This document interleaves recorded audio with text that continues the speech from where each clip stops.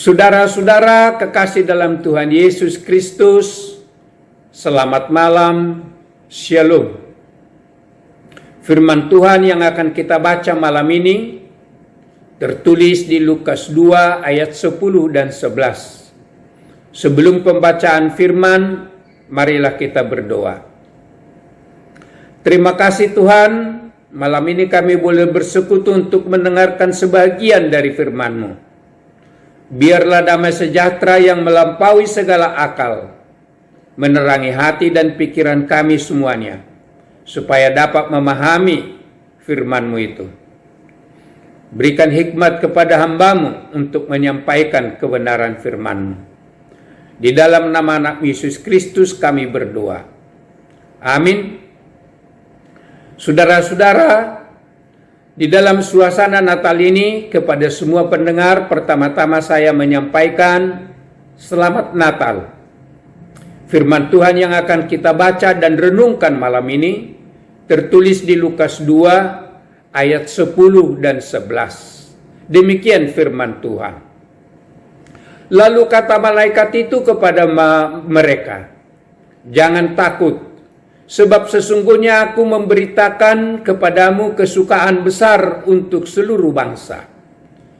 Hari ini telah lahir bagimu juru selamat, yaitu Kristus, Tuhan di kota Daud. Kita beri judul, telah lahir juru selamat."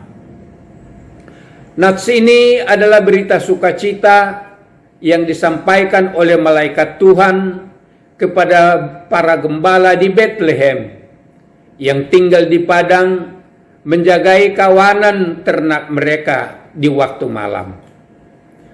Malaikat itu membawa berita sukacita bahwa telah lahir Yesus di Bethlehem di kota Daud.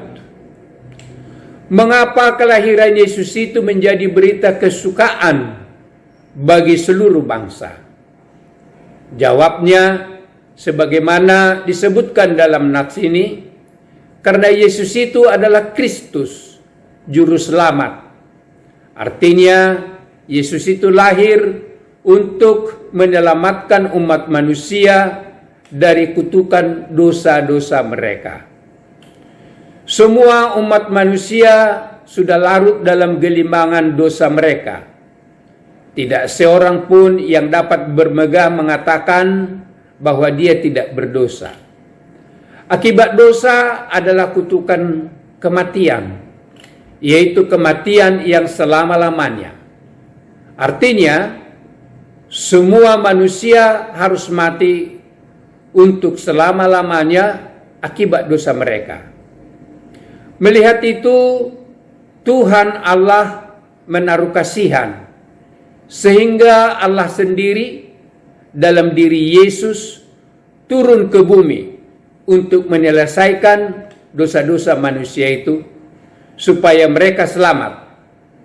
Jadi kelahiran Yesus adalah menyelamatkan umat manusia yang telah berdosa. Bagaimana Yesus melakukan misinya menyelamatkan manusia berdosa itu? Pertama, Yesus memberikan pengajaran mengenai kerajaan Allah.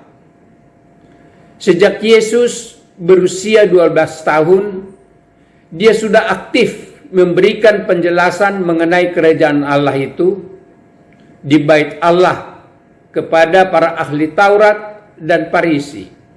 Sebagaimana disebutkan di Lukas 2 ayat 42, 46 dan 47 memberikan kesaksian sebagai berikut.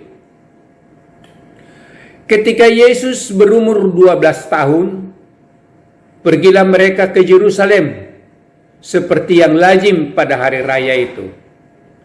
Sesudah 3 hari, mereka, maksudnya Yusuf dan Maria, menemukan dia, maksudnya Yesus, dalam bait Allah.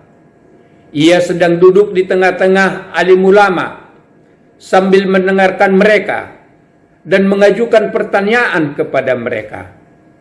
Dan semua orang yang mendengar dia sangat heran akan kecerdasannya dan segala jawaban yang diberikan kepadanya.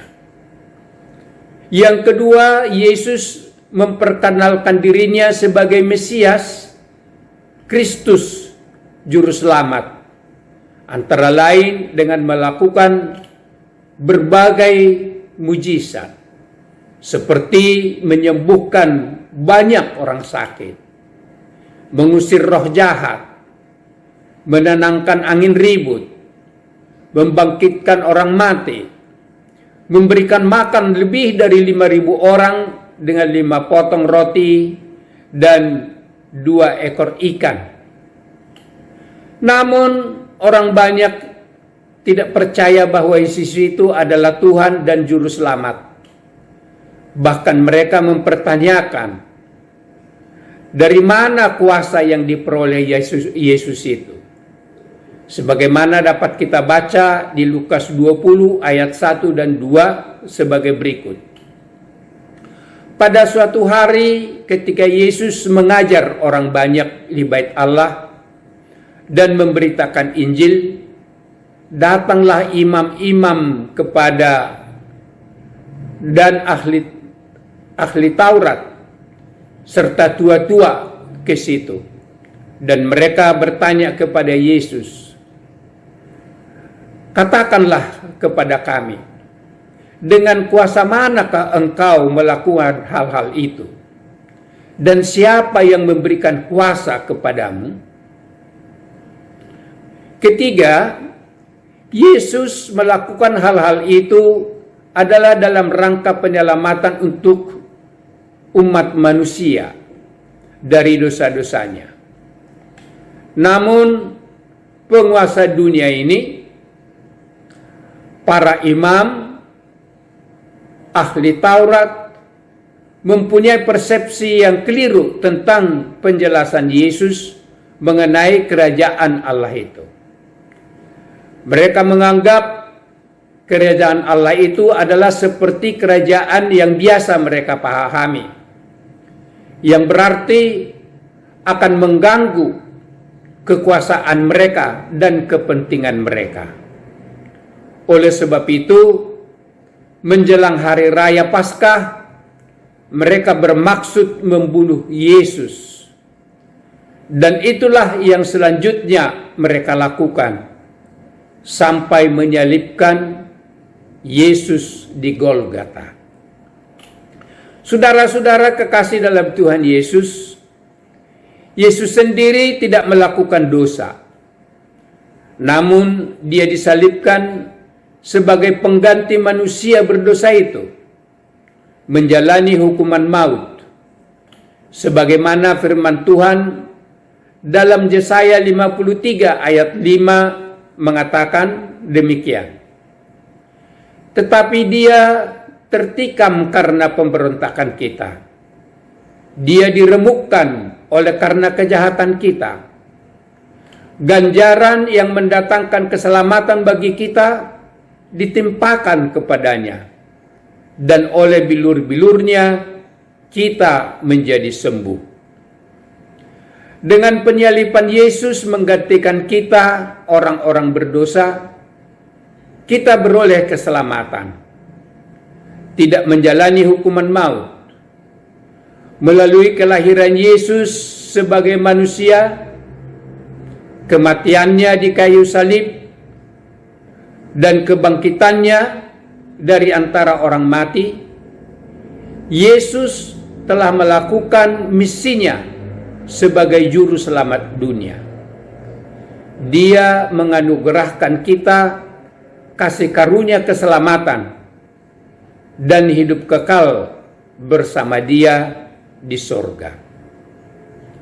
Saudara-saudara kekasih dalam Tuhan Yesus, jadi sukacita Natal bagi seluruh bangsa sekarang ini adalah bahwa Yesus Juru Selamat dunia telah menyediakan keselamatan dan hidup kekal bagi umat manusia. Kasih karunia keselamatan itu menjadi milik kita bila kita percaya bahwa Yesus itu Tuhan dan menerima Dia sebagai juru selamat kita. Sebagaimana firman Tuhan dalam Roma 10 ayat 9 mengatakan, sebab jika kamu mengaku dengan mulutmu bahwa Yesus adalah Tuhan dan percaya dalam hatimu bahwa Allah telah membangkitkan Dia dari antara orang mati, maka kamu akan diselamatkan. Yesus sendiri mengatakan, barang siapa percaya kepadanya, artinya kepada Yesus, ia tidak akan dihukum. Demikian tertulis di Yohanes 3 ayat 18a. Saudara-saudara, kekasih dalam Tuhan Yesus Kristus, sekarang menyambut Natal ini sebagai orang percaya yang telah menerima kasih karunia keselamatan, kita patut melanjutkan misi kelahiran Yesus ke dunia ini, yaitu yang pertama, memberitakan atau memberikan pengajaran mengenai kerajaan Allah, dan yang kedua, memberitakan Yesus sebagai juru selamat, supaya semakin banyak orang percaya dan memperoleh keselamatan. Dalam menyampaikan pemberitaan Injil tersebut, seperti yang dialami Yesus sendiri, kita juga kemungkinan akan menghadapi banyak tantangan. Akan tetapi, karena yang kita beritakan adalah kerajaan Allah dan Tuhan Yesus sendiri, maka Yesus sendiri akan memperlengkapi dan memampukan kita untuk melakukan pemberitaan Injil itu. Amin. Mari kita berdoa. Terima kasih Tuhan Yesus Juru Selamat yang telah datang ke bumi membawa berita sukacita, dan bahwa Tuhan Yesus telah rela disalibkan mati di kayu salib untuk menebus dosa-dosa kami. Ajar kami Tuhan untuk memberikan pengajaran mengenai Injil-Mu, supaya banyak orang yang percaya dan menerima keselamatan dan hidup yang kekal. Amin. Selamat Natal, Tuhan Yesus memberkati.